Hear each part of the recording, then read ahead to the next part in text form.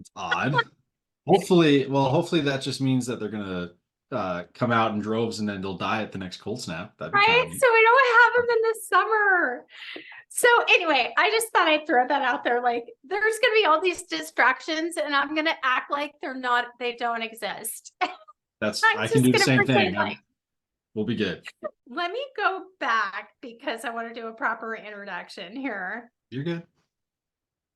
All these distractions. This is going to be pretty casual. I mean, I know I sent you a little bit of an outline, but it really, like, we're just going to gear it towards fitness, obviously, and like we talked before, how that ties into, relationship with self, relationship with your body, relationship spiritually, how that looks. Like we talked about, like the holistic approach of relationship with others and how being fit and all of that ties in. So we'll just kind of go with that, and I think this is going to be good, but I want to give a proper introduction, and here we go. All right, everybody, welcome to the Connection Circle. We're in the Connection Circle with John today, who is a fantastic, fabulous, amazing fitness guru. And I don't want to get this wrong, he owns Origin Fitness. Yes. And I am going to let him introduce himself. And John, why don't you tell us where you're at and what you do and what you're all about? For sure. So thanks for the intro. And yes, my name is John. And last name is Bodnar. No one says it right. So I'm Oh, glad you good. didn't try. And I'm the owner and head coach of Origin Fitness, which is an online fitness business that prioritizes muscle growth. So it's general health and fitness, but the vehicle that we use in order to achieve results that we're looking for is lifting weights, getting into the gym, becoming an expert with that. And more than anything, I consider myself to be a teacher and an educator around this. There's a lot of misinformation out there in the world today. What I actually do is teach people how to simplify their life and simplify their health and just take action on the basics. Because until the basics are Awesome. down, there's no reason to do anything else. I love that. I mean, really bringing it back to the basics. There's so much information out there, and it's overwhelming. And how do we decipher and sift through all of that? We really need to bring it back to the basics. After we spoke last, I was really intrigued by what you do, and excited to have you on, this talk, because people do need to understand that it's not that complicated. Mhm. And this, we could take it back way, way, way back to, you know, before our parents were born and before them. And how did they live? On very basic diets. I don't think there was a lot of cancer and diabetes and all of that stuff happening. So we'll get a little more into that. I'm not sure how we connected. I think somehow we connected on Facebook through some mutual friends. And I must have seen one of your videos connected. Anyway, I'm super happy that we did. And thank you for being here. So, Of course, you're welcome. Thanks for um, having me.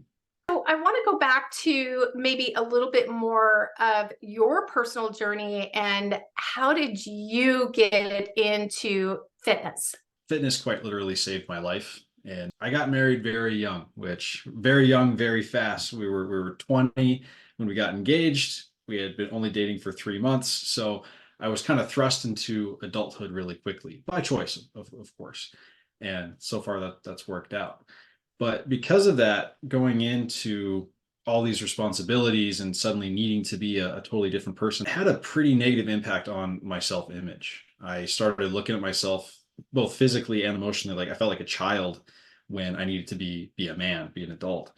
And that's what first inspired me to start going to the gym. It's like, well, I might as well try to look more manly or look more grown up and just mature in general because I was very insecure. Just I felt scrawny and, well, like I said, I felt like a child. So it was really hard for me to show up for myself, whether it be at work or show up for my wife. That's what the gym started to do for me. It wasn't just because I started putting on muscle and getting leaner and looking better. It was also, wow, I'm actually capable.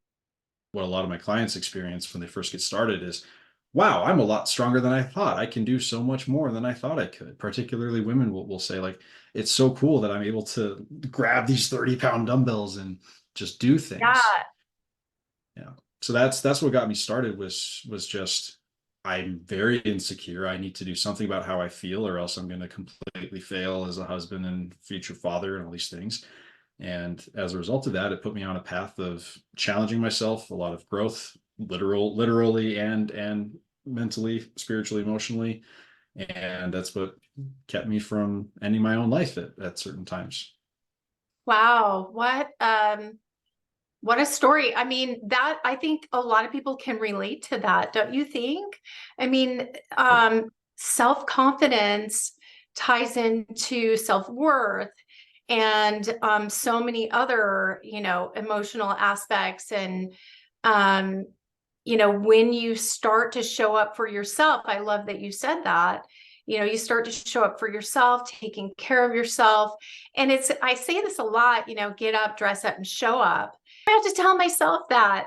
But Yeah. once you start to move into that space and you start to see, like you said, to your point, um, once you start to see those results, you start to build that confidence, and it has this, ripple effect on your life.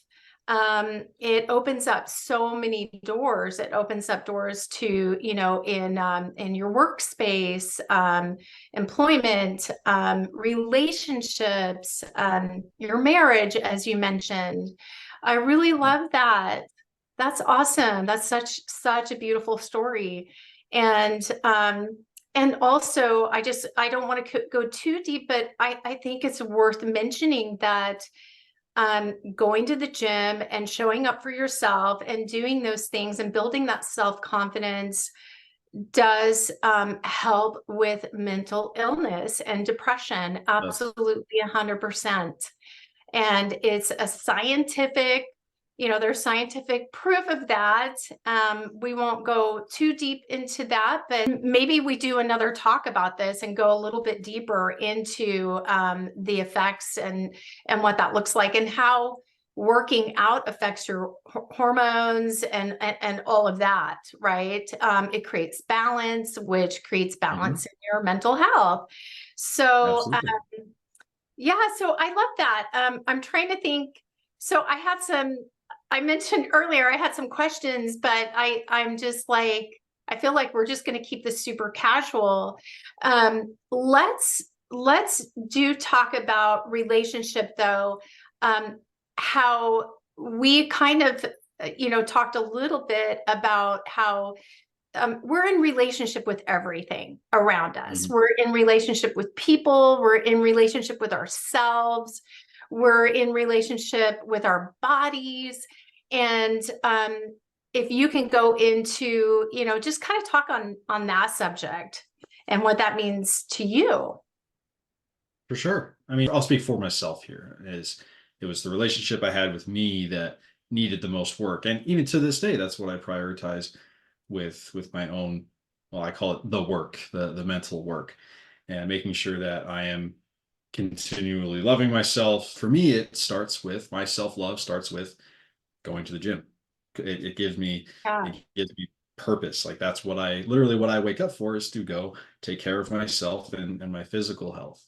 I feel almost lucky that I fell in love with it as quickly as I did, but that relationship with myself is maintained and improved by the physical health side of things, which of course leads into every other aspect of life. The relationship with me has gone from a lot of self-loathing and just wanting to be better. I just want to be okay. I don't want to be depressed anymore. I want to have purpose, to have finally found that and continually expand on that.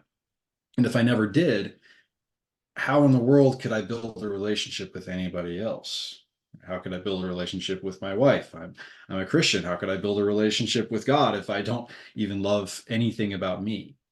So that's where it all started, was again just that relationship with myself. Yes, I think that's so important. And that's what we talk a lot about in the connection circle, is the importance of relationship with self. If you don't really love yourself, then you're projecting whatever it is you feel about yourself out to the world, right? And that makes a Yeah. huge difference in how you're showing up in your relationships. You know, you mentioned a moment ago that you married really young and you were able to turn your life around by showing up for yourself and building your self-confidence and creating a stronger relationship with your significant other. It takes me back to that idea of a holistic, approach. And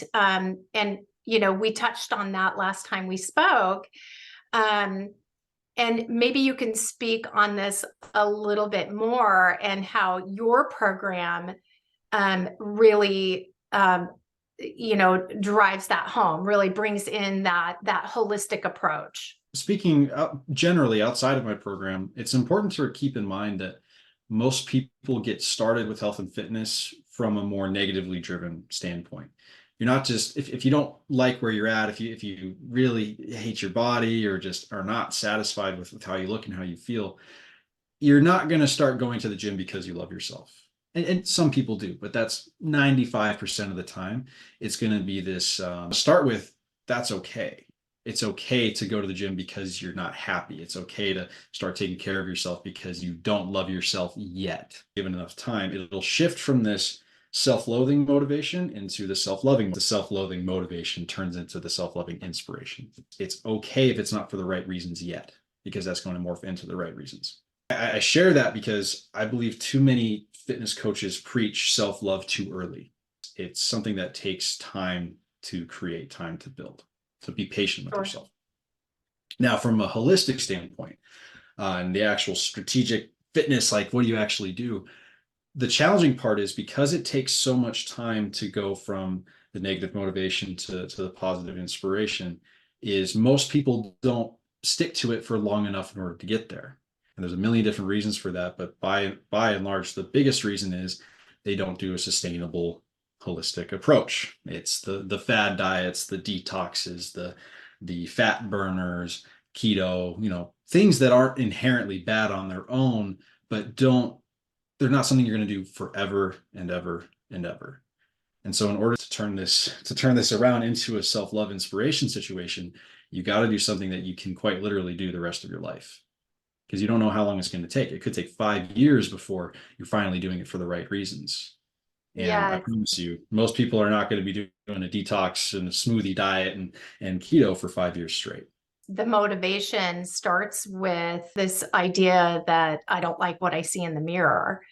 And or you got inspired by something, right, to hit the gym. And once you do get into that rhythm, and start to see some results and build the confidence, then that is a life changer, I think. And then you start to really love who you are, and showing yourself that I can show up for myself. I can do this. There's all these fad diets and different things. And, they miss the idea that it has to be something that they're going to fall in love with and is easy, basically. Not easy. I don't want to say easy, but it's simple. Yes. Simplified approach to a healthy lifestyle.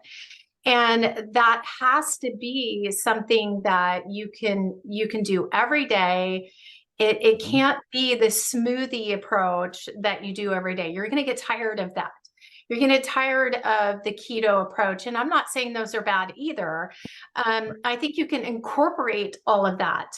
You can incorporate some healthy fats and high protein. I think that's super important. In fact, let's segue into that, because I think I think people really want to know, what do I eat? What do I eat for energy and to build muscle and things like that without giving your program away, but give us some tips.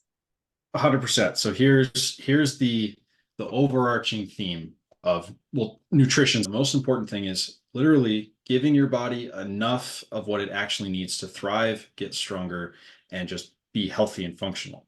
So the inherent problem with dieting is deprivation.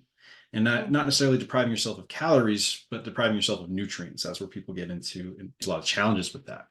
Because, and this is something, there's a million different rabbit holes I can go into, so we'll see where this ends up. Just when you start to consistently give your body enough of what it needs, primarily we're talking protein and then micronutrients, so things like iron, magnesium, stuff like that, the things from the periodic table. When you constantly have enough of those, tons of different things will happen for you. Number one is it'll be a lot easier for you to control your cravings, because most people understand pretty, like, most people aren't dumb. They understand for the most part how to eat reasonably healthy. They get what they're supposed to do for the most part. And yet these roadblocks keep coming into play. And the biggest reason for that is, again, that nutrient deprivation. Because when you're deprived of something, well, let's say you're short on iron, I don't know. What's going to happen is your brain is going to know that you're short on something. It doesn't know exactly what it is. Maybe it does, but it's just going to say, you need to eat, because if you don't get enough of whatever this is I'm missing, we're going to die. So you get into literally this life or death situation of you need to eat whatever's available. And that's where a lot of binge eating comes from. There's also a significant mental and emotional component of cravings that I'm not going to talk about today. But if you take care of the physiological side, it's going to be so much easier for you to make the good decisions that you already know you should be making, which are saying no to the donut now and then, and saying Right. yes to a nutrient dense meal. So long story short, proper nutrition really is as simple as eating enough of something, as opposed to cutting all these different things out. You know, a Yes. lot of my clients will ask me things about, like, processed foods, like how do I stop eating these things? And I would much rather have someone that I'm training consistently get enough protein, eat a bunch of fruits and vegetables every single day, and have a Twinkie every day, than to cut out the Twinkie but not get enough protein and fruits and vegetables. Right. Because the benefits of eating enough healthy things way outweigh the drawbacks of eating the less healthy things, we'll say. Does that make sense where I'm coming from on that? Yeah, totally 100%. Because just from personal experience, I mean, I've been in health and fitness, it feels like my entire life. And I've worked in naturopathic medicine, and I totally understand what you're talking about. But on a personal level, I've tried different diets. I'm no different from anyone else, even though I'm pretty well educated in this field. And I will tell you, and I've gone the complete opposite direction. I've had like emotional stuff going on and been this total emotional eater. Like, there's proof in the pudding. I mean, literally, like when you're eating cookies put at like high sugar, you constantly feel hungry. And you're constantly trying to satiate and feel okay. And it's just not giving you those macro and micronutrients that you need, that your body needs. Like you said, to your point, your brain saying, hey, you're missing something. And then when I'm really on point and I'm eating like high protein, all my vegetables, all the necessary nutrients, macronutrients to start with, then I feel satiated. I feel full. I feel energized. Our food is lacking in certain nutrition now more than ever. Again, we could have a whole other talk about that, but our soil is depleted, and therefore our foods are depleted of nutrition and nutrients. And then, of course, there's all the chemicals and stuff like that. So our bodies just aren't getting enough of that from our food. And so I think, supplementing is a big part of, keeping your body healthy. And I don't know, what do you think about that? I don't disagree with you. However, it's still possible to get enough of what your body needs, even with the food climate that we do have. Outside of, we'll say it in a non-scientific way, I'm good evidence for that. My clients are good evidence for that. The challenge is, there's two big challenges. Is number one, yes, food is not quite as nutritious as it used to be, definitely. So yeah, there's more food you need to eat, literally more volume you need to get into your stomach in order to achieve that. But number two, the accessibility of the less nutritious things, or the completely unnutritious things, is so high that the combination of slightly less nutritious food in general, plus the temptation of all these delicious, highly palatable, non-nutritious foods, makes it really challenging for a lot of people to continually get enough Yeah. of, Yeah. of what they need. So it's not doom and gloom, though. It's not, there's nothing hopeless about the situation. It's just, it requires diligence. It requires going to the grocery store a bit more often than you think you need to, constantly getting high quality protein sources, high quality fruits and vegetables, no matter what you can. But even if you're on a budget, because when I started this, I was broke, and I was still Yeah. finding ways to get enough fuel in order to be a physically healthy person. Be aware of where your sources are coming from. It's not worth not eating something healthy just because Right. it's not the best option available.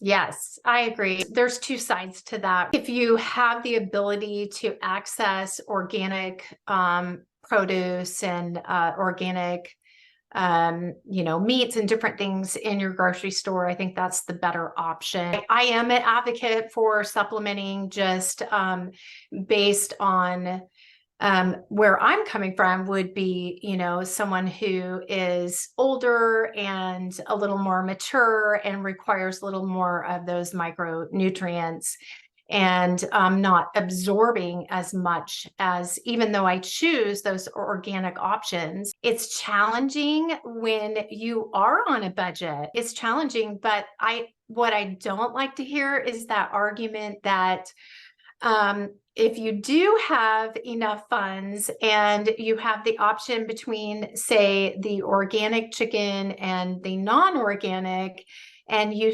decide based on the non-organic is $1 more. That argument drives me crazy. There's two sides of that as well. It's like, well, the organic is more expensive because it's higher quality, but it's also more expensive because it's tougher to produce at the same time. So what I would encourage everyone to do is, yes, it's important to listen to experts to get people's opinions, but go look at research yourself and look at the nutritional value comparisons of, food option A and food option B, and see, like, okay, how different are they? And then you can make the decision for yourself to say, what's worth it to me? Is it Right. worth the extra dollar a pound to get XYZ different nutrition, or more, or whatever else? Or is that not something I can afford, but I'm satisfied with the cheaper option for now?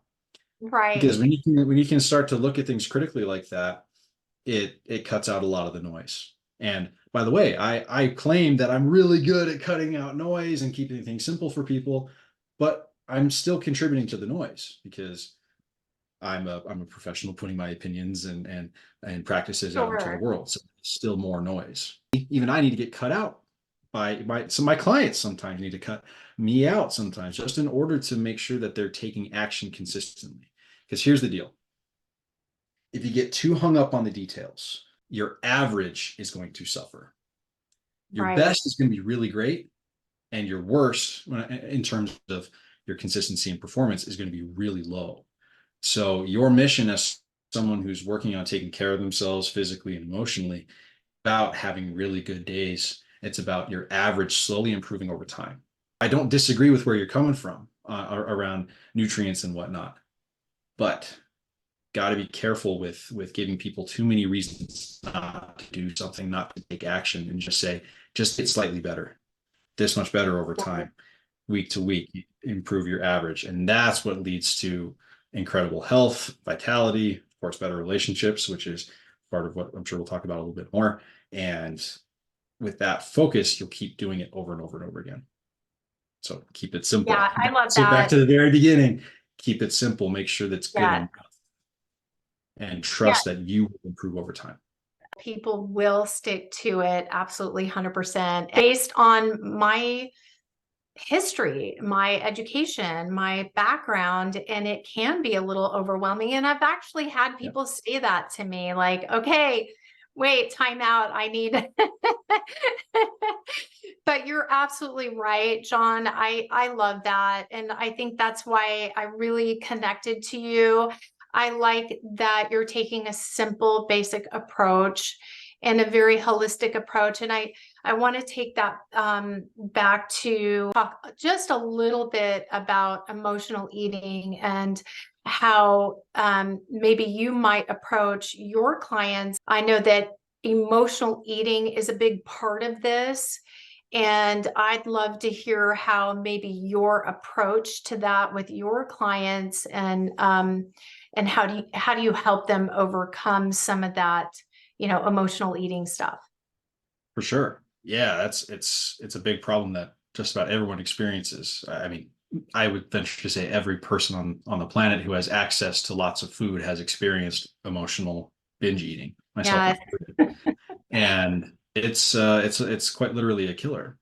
So in order to first you have to understand what's actually going on. And talking about trauma therapy, I use the term root experiences just from coaches and mentors that I've had, is your root experiences that you have yet to heal and clear or become balanced around are that's what drives your behavior in general, right?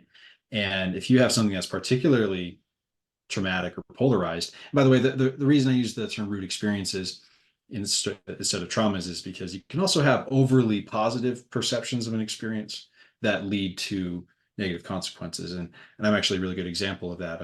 Full transparency, I had a very blessed childhood. My parents never struggled with money. I had a stay-at-home mom who was very loving and caring, and yet somehow I turned out very anxious and suicidal in my early adult life. So it's because of those overly positive perceptions I had of myself that came crashing down later in life that led to that. So just want to provide a little Right. context there. These polarized root experiences that you have, they are what drive your behavior. And if you're feeling particularly, I don't necessarily want to use the word emotional, even though that's what it is. I would just say unbalanced about something, the more likely you are to try to balance it out with eating. So to Yeah. actually get into the emotional eating component or the unbalanced eating component, there are, and this isn't something that is super scientific, but there's some evidence to suggest that if you're feeling overly prideful about something on the outside, right? So for me, for example, let's say I had a really good month of business. Hey, I had my best month ever. I'm amazing. I'm a great provider. I'm all these things. When the reality is I'm not as great as I think I am. You'll tend to lean towards, again, when you're being externally prideful like that, tend to lead towards more like alcohol, salty foods, things like that. Right. And that's in an effort to balance out your nervous system. And I'm not going to claim to understand exactly the nuances that are going behind that, but that's the result. Then you have the other side of unbalanced perceptions, which are guilt and shame, which is, like, oh my gosh, I'm such a loser. I can't believe that I'm not taking care of myself. I look like garbage. I'll look at this belly. Though that type of thinking, you're going to automatically go for the more sugary, carb dense foods in an effort, again, just to balance your nervous system out. And it's not Right. something you're consciously doing most of the time. You're obviously aware of what you're doing, but it's the reason it's so hard to fight is similar to the physiological side of cravings, which is, again, your brain is saying something is wrong. We need to fix this. And that Right. drives you to go have what either the salty and high alcohol consumption in order to bring down your pride, or the sugary stuff to bring up your dopamine and make you try to feel better. So I now that love you that understand the explanation. mechanism, Yeah, I what the love heck do that you do about it, right? explanation. It's so true. I mean, and I think it in many ways, I mean, I don't want to take the power away from people, but it is kind of a subconscious, behavior. And it is when you're out of balance and you're trying to kind of fulfill that void and fill that need and put a band-aid on it. And food is so accessible, is easy, Absolutely. It's super you know? easy. That's the Yeah. scary part, is how easy it is. And my personal struggles have been being internally shameful, which is what drives to like sugars and stuff, And that's, to this day, what I struggle with most from a nutrition standpoint is sweets. So I just don't buy them. I just don't have them in the house. Yeah. So if you want to talk like purely just strategy outside of handling your emotions and actually taking care of yourself there, just one simple strategy that I don't, well, I know why, but people just don't employ. Just stop buying that stuff. It is Yes. that easy. It is that simple. You don't need to walk down the snack aisle and grab a thing of Oreos. I promise you, you can handle not doing that. And when I tell people, when I tell clients this, the ones without kids are like, yeah, you're right. That's really easy. I'll just stop buying that stuff. And then if it's not in the house, I don't get to eat it. Then the ones with kids say, well, my kids need that stuff. Yep. I've Do heard they it. really? Do they really need that stuff? Or is it easier for you to give them that stuff than to provide them with high quality nutrition? Yes. And that's not a fun question to have to That's answer for yourself as a parent. But if it's you're true. worried about your health and nutrition, you should be just as, if not more, concerned with your kids. I absolutely agree. I've heard that. And I get it. I mean, you don't want to deprive your kids of some treats occasionally, but you don't have to have a ton of junk in the house, which is Yep. tempting. I mean, let's face it, it's tempting. And it's interesting that when you do have a lot of healthy treats, guess what the kids are going to go for? They're The gonna eat the healthy healthy stuff. treats. It still tastes good, Yeah, they love them, and you can make it fun so for them too. yeah, exactly. I mean, I really really have enjoyed this conversation, and I think it's we're keeping it on the lighter side and not going too deep into any one topic, but I think it's a good. Okay, good. It'll come back. I just lost my train of thought with that frozen look right there. That's hysterical. What would you say is, let's conclude this with like your top 3 tips that you Yeah. can impart to our, community. If you want to live a long, healthy life, lift weights. You're not Yeah. gonna if you're a woman, you're not gonna transform into a man. I wish it was that easy to build muscle. It's not. It takes years and years and years to make amazing progress. But that's what will give you the fastest track to a long, healthy life. So lift Agreed. weights, and tip 1B would be to hire someone to teach you how to do it properly. I'm not saying Yeah. hire me, but I'm a pretty good resource. I'm pretty darn good at it. But make sure you're doing it right. Be that 80-year-old person in the gym that everyone admires because you're still at it. So that's tip Yeah. number 1. Okay. Tip number 2 is eat a very high protein, if you are consistently getting enough protein and consistently getting enough fiber and consistently getting enough micronutrients as a result of that, you can eat whatever else you want to, within reason, of course. Get enough of what your body needs to thrive and be healthy, fill in the gaps with whatever you want to, and trust that over time, everything will fall into place because of that. And then tip number 3, and this is, pay attention to your perceptions of things. If you start to look at any one thing as overly negative, start to look for the positives. If you perceive something to be better than it actually is, you need to also be willing to look at the negative side of that. So shift your thinking from positive thinking to realistic thinking, to grounded Right. thinking, to balanced thinking. If you do that and lift weights and eat high protein, high fiber, things will fall into place for you. You're going to be pretty much unstoppable at that point. I'm bummed that my camera is frozen, but you can still hear me, right? I Yes, think that's a really good top 3 to get people started in the right direction. I absolutely 100% agree with you that women really need to embrace weightlifting. No, you're not going to look like a man, but you're going to feel strong, and building that muscle will help you lose weight. Eating a whole foods diet with lots of fiber and tons of protein absolutely feeds the muscle. And I mean, nobody likes to talk about it, but it keeps your bowel movements regular. And that's super important to health. And then the third thing, there's polarity in everything in life. And we have to see and navigate through both sides, right? The negatives and the positives.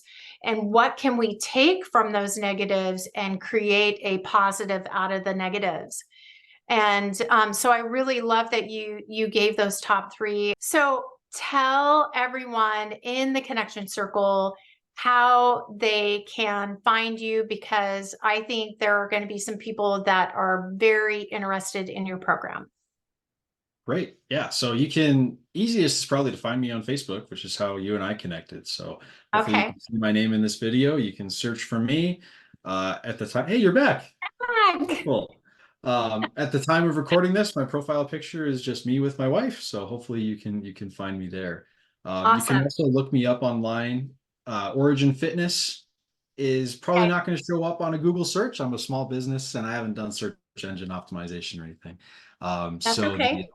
the URL is getoriginfit.com if you want to check me out there. And Okay. you're more than welcome to shoot me a message directly. I'm a pretty open guy, so just shoot me a message and we can take it from there. Awesome. Yeah, thanks for sharing that. And we will definitely put your contact information in this video when we, put it on our YouTube channel and other formats, social media formats. We'll make sure your information is in there. And I just want to thank you for being a part of the Connection Circle today. It's been awesome.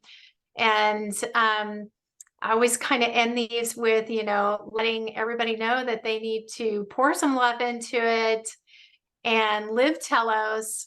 And thanks again, John. I appreciate it, but still stay on because I'm going to cut the video off right there. Yeah, I'm not going anywhere, but thank you for having me. Yeah, I really do appreciate it. And I hope everyone watching, I hope you got some value from this. And and I think that went pretty well. I was like, I'm bummed that the video paused. What I'll have to do is go back in and I'll put a picture of me smiling. Actually, yeah. Yeah, I was thinking the same thing. I think that'll be your best solution there. it's kind of like this, like midway, and I looked like I was on it, like gonna attack.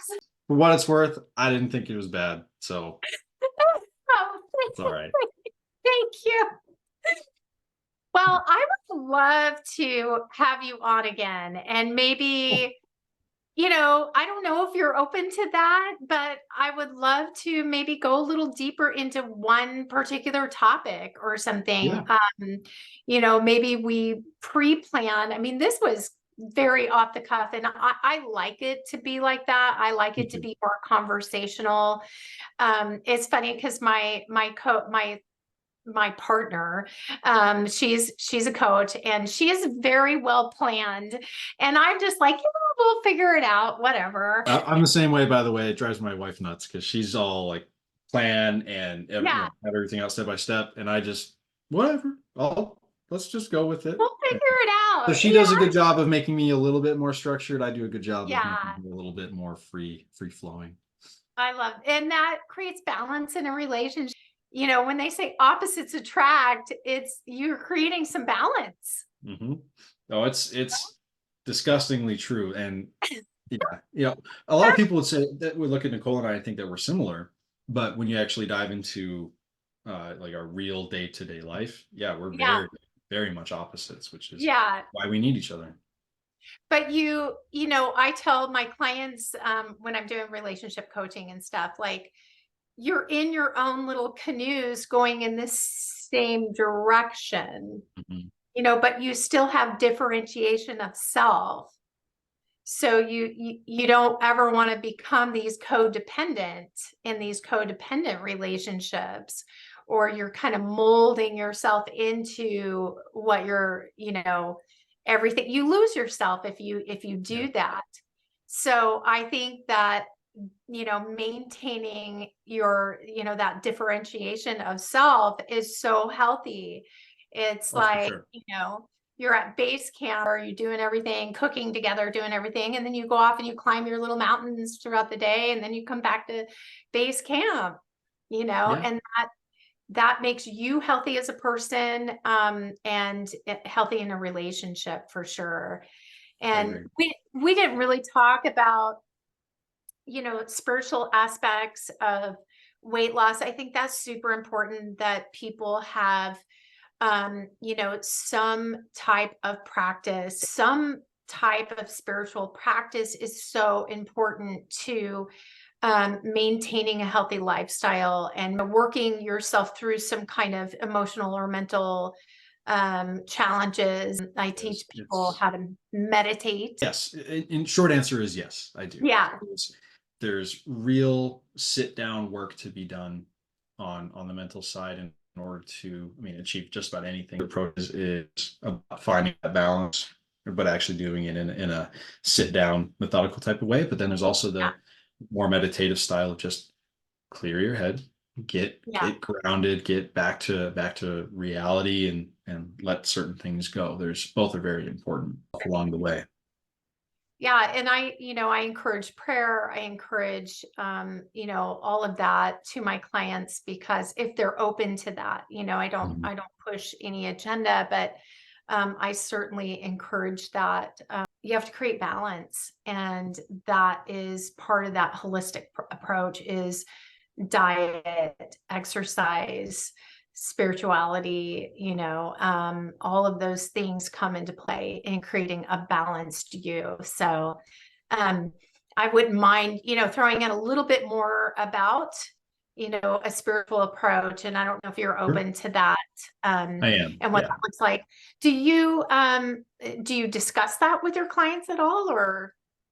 Not in a structured way. When it comes up, I feel very comfortable having those conversations with people. And Okay. so yes, and it's something that I've spent tens of thousands of dollars and thousands of hours doing for myself. So yes, I am more than happy to talk about it. Good. Yeah, that's awesome. I think that sometimes it's a subject that, um, people kind of get a little nervous about, especially if they're not, practicing anything currently. But I think that overall, large majority of the population has some kind of belief in something, and Yes, in a higher divine, universe of some kind. So I think that that's always, and I want to feel really, really comfortable talking about that subject within the connection circle, because I mean, that's what it's about. It's about connection. And, we're connecting, we're connected to everything and everyone. And I think that's an important subject. So thanks again for coming on. I appreciate you. And so I have to do some finishing touches on this, and it takes a little bit of time, like a few days. And then once I've posted it, I will let you know, and I'll send you the link, and you can share it with, your clients or wherever you want to on your social media. I hope you enjoyed it. I did. I like this stuff. This is what I was put on earth to do. So is have these conversations. So no, it's a blast, and I love you're a teaching natural. all that stuff. Thank you. Appreciate that. Yeah, you're a natural at it. So I'm kind of goofy. I just get really goofy, and I giggle a lot. Hey, as long as it's authentic, that's all that matters. Right? Send over some ideas of, topics that you may want to touch on, and then